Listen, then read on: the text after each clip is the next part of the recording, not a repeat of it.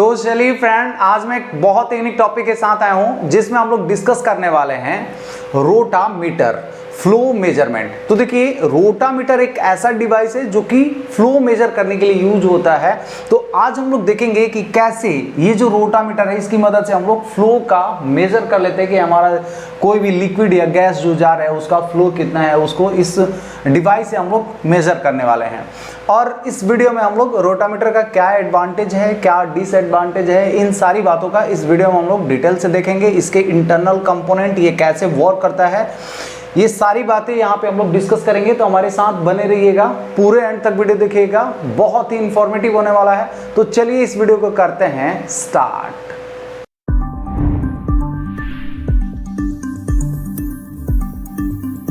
तो चलिए फ्रेंड, अभी हम लोग रोटामीटर के बारे में डिटेल से स्टडी कर लेते हैं। तो देखिए, इस टॉपिक को समझने के लिए मैंने यहाँ पे एक बहुत ही सिंपल सा रोटामीटर का डायग्राम बना रखा है। इस डायग्राम की मदद से अच्छे से इसका वर्किंग प्रिंसिपल हम लोग समझने वाले हैं।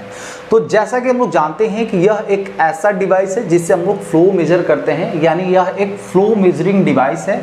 और इस डिवाइस से हम लोग कोई भी गैसियस या लिक्विड फ्लूइड का जो फ्लो है उसको हम लोग मेजर करते हैं। तो अगर हम लोग पावर प्लांट में इसका एग्जांपल लें कि इसका यूज कहाँ देखने को मिलेगा, तो सबसे पहला अगर गैसियस की बात करें तो जो हमारा इजेक्टर है, इजेक्टर का जो वेंट है, यानी कि इजेक्टर वेंट से जो हमारा गैस निकलता है, उस गैस का जो फ्लो है उसको मेजर करने के लिए हम लोग को जो इजेक्टर वेंट है वहाँ पे इसको लगाते हैं, आप देखे होंगे।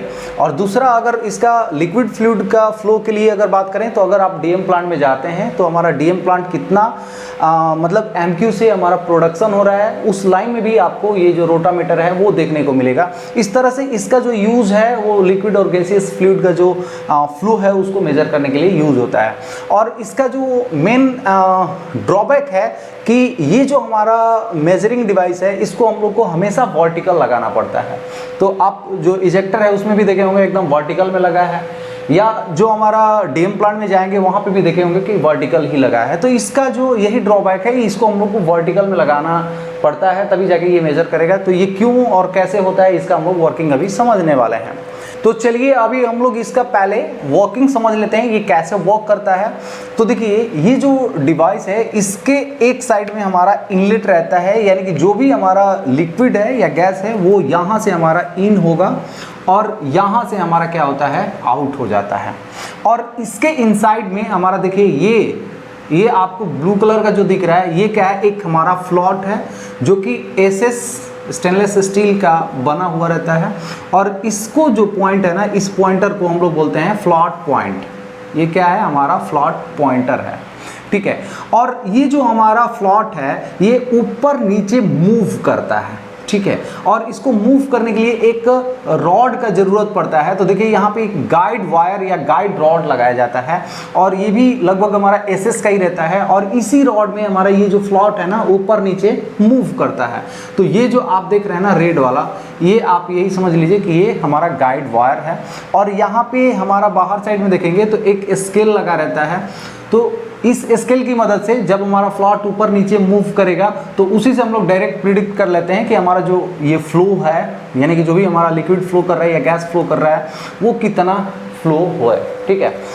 और इस डिवाइस में ये जो आपको ग्रीन कलर का जो दिख रहा है टैपर्ड, ये क्या होता है, ये एक हमारा ग्लास है जो कि टैपर्ड रहता है और ये ट्रांसपेरेंट ग्लास होता है। जिससे हम लोग क्या करेंगे कि जैसे हमारा फ्लो इधर से हम लोग कराएंगे तो ये जो हमारा फ्लॉट है ये ऊपर जाएगा और जितना ऊपर नीचे होगा उतना इस स्केल पे हमारा रीडिंग आएगा। और ये जो रीडिंग है वो डायरेक्टली हम लोग ट्रांसपेरेंट ग्लास की वजह से मेजर कर लेते हैं कि हमारा जो फ्लॉट है ये कहाँ पे है, इसका पॉइंटर कहाँ पे है, वो इस ट्रांसपेरेंसी की वजह से हम लोग को पता चलता है।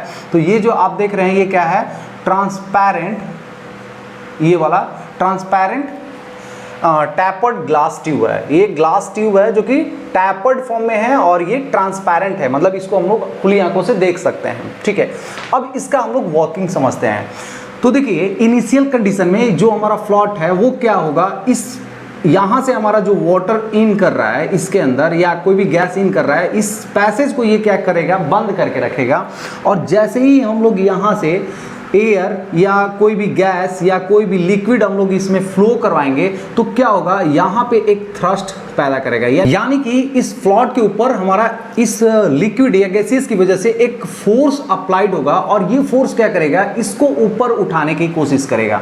तो देखिए जैसे जैसे हमारा फ्लॉट जो है ऊपर की तरफ जाएगा तो इसका तो एरिया फिक्स है, फ्लॉट जो है हमारा एरिया फिक्स है, लेकिन मान लीजिए कि अभी हमारा जो फ्लॉट है, मान लीजिए ऐसे अगर मैं एग्जांपल लेता हूं तो हमारा जैसे फ्लॉट यहां पे आ गया, इस जगह पे आ गया, तो हमारा देखिए पहले एरिया हमारा कितना था, इतना था, अभी एरिया कितना हो गया, इतना हो गया, अभी एरिया कितना हो गया, मतलब ग्रेजुअली जो है इसका एरिया इंक्रीज हो रहा है।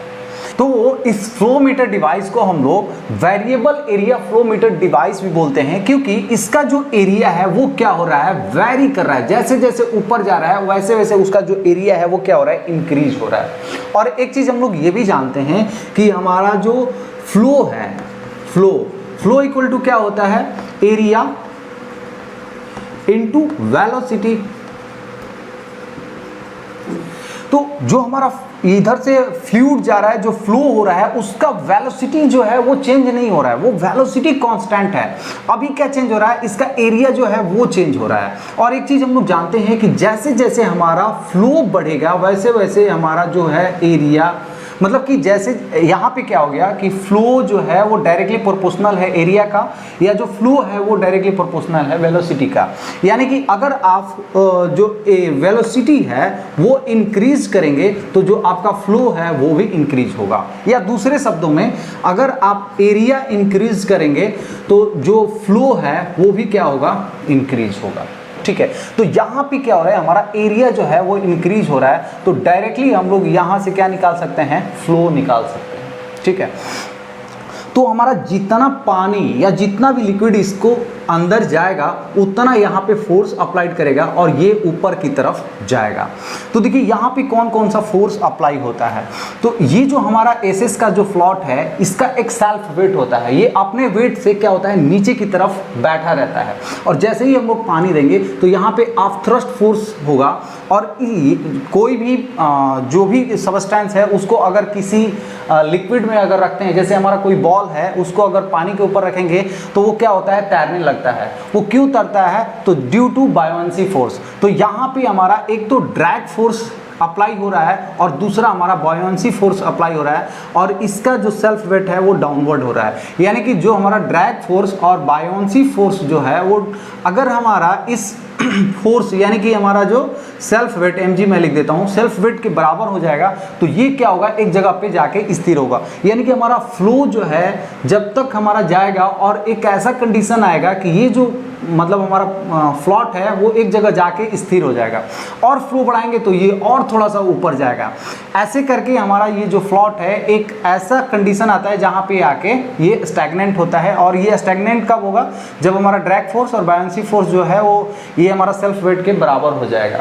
ठीक है, तब जाके तो मान लीजिए कि हम लोग यहाँ से कुछ अमाउंट में पानी को फ्लो करवा रहे हैं, तो ये जो फ्लॉट है ऊपर की तरफ जाएगा, और जहाँ पे भी पॉइंटर रहेगा वहाँ पे हम लोग डायरेक्ट रीडिंग ले लेंगे कि हमारा जो पॉइंटर है वो इतना शो कर रहा है, यानी कि इतना एमक्यू से हमारा जो पानी है वो फ्लो कर रहा है।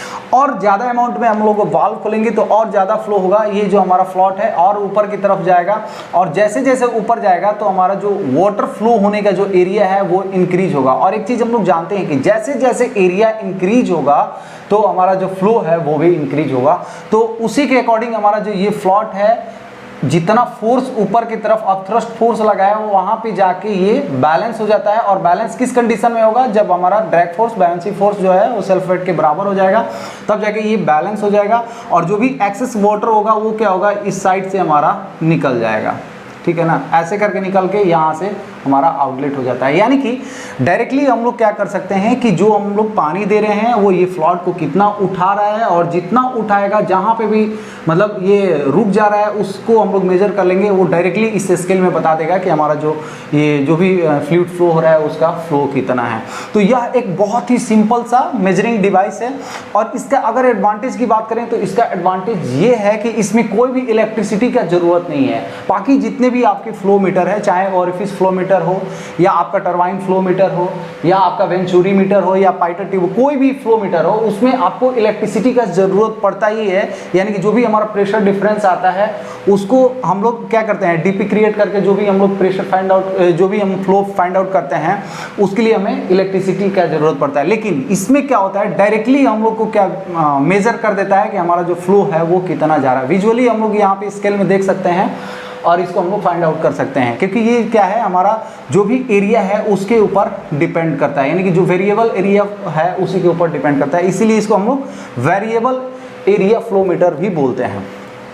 और इसका अगर ड्रॉबैक की बात की जाए तो इसका ड्रॉबैक यही है कि ये जो हमारा फ्लो मीटर है इसको हम लोग हमेशा वर्टिकल में लगाते हैं, क्योंकि ये जो फ्लॉट है ना, इस पे हमारा अपथ्रस्ट फोर्स कितना अच्छे से लगेगा। अगर मान लीजिए इसको हॉरिजॉन्टल कर देंगे तो इस पे जो अपथ्रस्ट फोर्स है वो दूसरे टाइप से लगेगा, वो अच्छे से फ्लो नहीं दिखाएगा।